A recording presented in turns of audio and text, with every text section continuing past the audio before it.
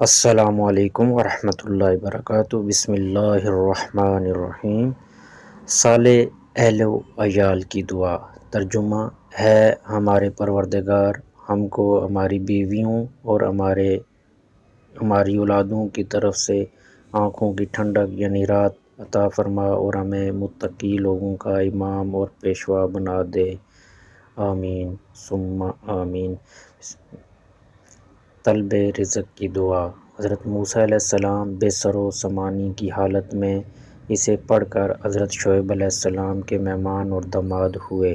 ترجمہ ہے پروردگار تو جو نعمت بھی مجھے عطا فرمائے گا میں اس کا حاجت مند ہوں۔ سبحان اللہ۔